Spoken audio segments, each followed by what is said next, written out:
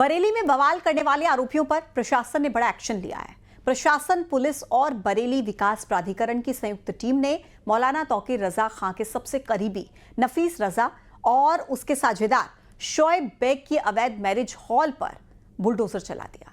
नफीस रजा पर भीड़ को उकसाने का आरोप है।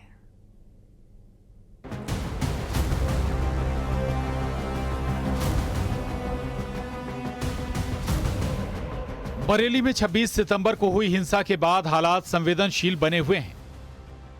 एक तरफ पुलिस प्रशासन की टीम हालात को काबू में रखने के लिए दिन रात मुस्तैदी से तैनात है, तो दूसरी तरफ सियासी शोर लगातार बढ़ रहा है। इसी कड़ी में समाजवादी पार्टी के नेता प्रतिपक्ष माता प्रसाद पांडे समेत कई सांसदों का एक प्रतिनिधि मंडल आज बरेली जाने वाला था, लेकिन बरेली जिला मजिस्ट्रेट के निर्देश पर सभी विपक्षी नेताओं के बरेली में घुसने पर रोक लगा दी गई। लखनऊ पुलिस ने नेता प्रतिपक्ष माता प्रसाद पांडे को उनके घर पर ही रोक लिया, तो दिल्ली से बरेली के लिए रवाना हुए 3 सांसदों को गाजियाबाद बॉर्डर पर रोक दिया गया। इन सांसदों में कैराना से सांसद इकरा हसन, रामपुर से मोहिबुल्लाह नदवी और हरेंद्र मलिक शामिल थे। वहीं संभल पुलिस ने सपा सांसद जियाउर रहमान वर्क को घर में ही हाउस अरेस्ट कर लिया है और संविधान का राज न चला करके लटका राज चला रहे हैं। इस देश में टेररिस्ट कहीं भी जा सकता है, अटैक कर सकता है, चाहे पहलगाम हो चाहे पुलगाम हो, परंतु एक इलेक्टेड मेंबर पार्लियामेंट मूवमेंट नहीं कर सकता अपने स्टेट में। इसको किस तरीके से देख रहे हैं? इमरजेंसी का हफ्ता मनाया जाता है, लेकिन ये अनडिक्लेयर्ड इमरजेंसी से भी ज़्यादा खतरनाक सूरत हाल है कि जनप्रतिनिधियों को ताकत के बल पर रोक दिया जाए। 15 जनप्रतिनिधियों का डेलीगेट बनाया गया था और ये प्रतिनिधि मंडल अलग अलग जगहों से बरेली का रुख कर रहा था।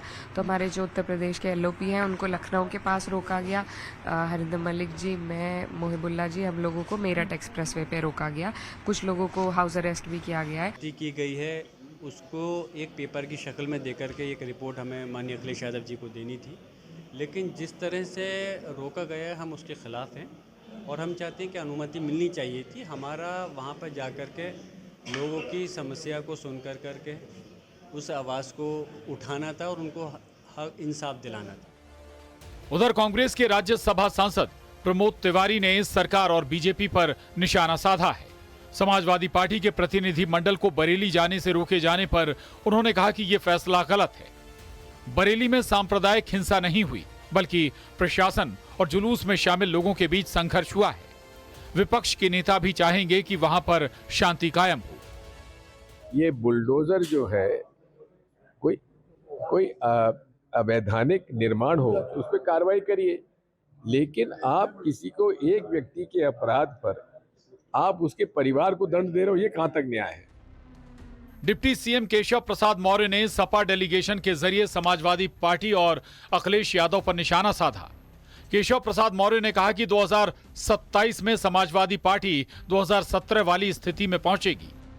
देखिए, समाजवादी पार्टी की सरकार जब थी उत्तर प्रदेश में श्री अखिलेश यादव जी की अगुवाई में, प्रदेश के सभी जिले लगभग दंगे की आग में सुलगते रहते थे। जब से भारतीय जनता पार्टी की सरकार उत्तर प्रदेश में बनी है, एक भी दंगा नहीं हुआ। ये उनको लगता है कि हमारी सरकार में रोज़ दंगे होते थे और भाजपा की सरकार में एक भी दंगे नहीं हो रहे हैं।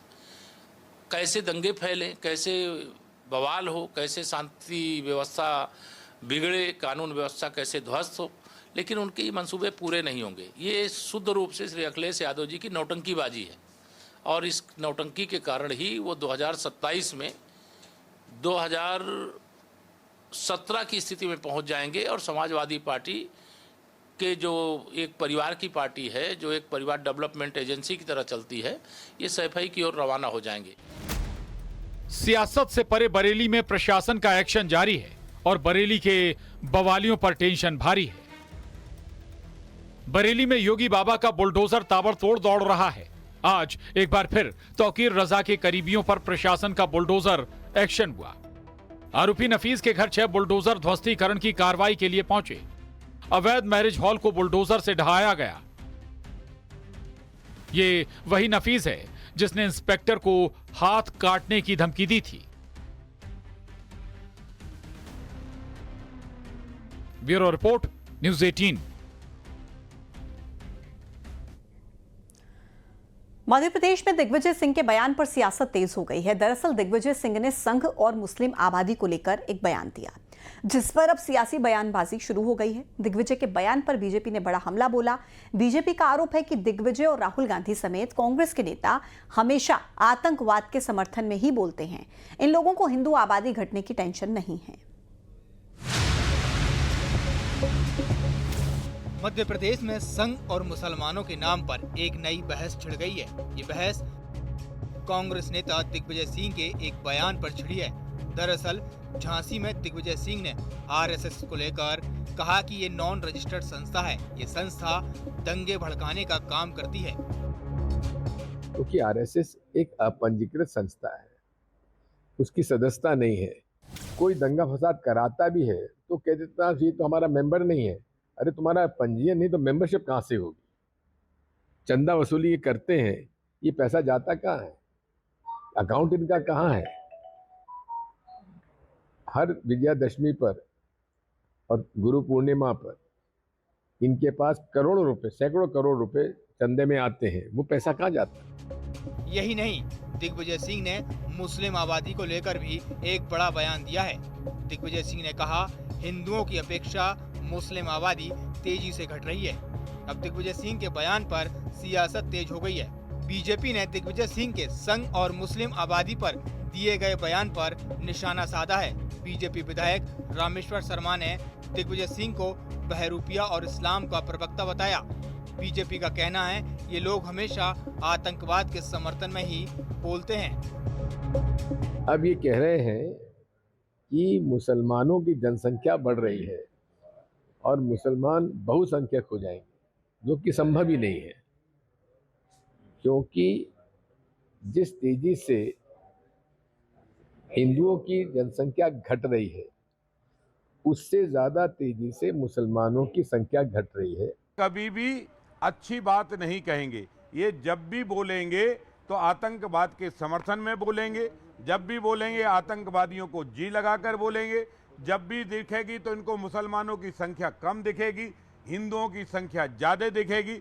अब मैं दिग्विजय सिंह जी से खुद ही पूछना चाहता हूं कि आप अपने पिताजी के 2 बेटे थे और कितने बहन भाई थे, आपके कितने बेटा बेटी हैं?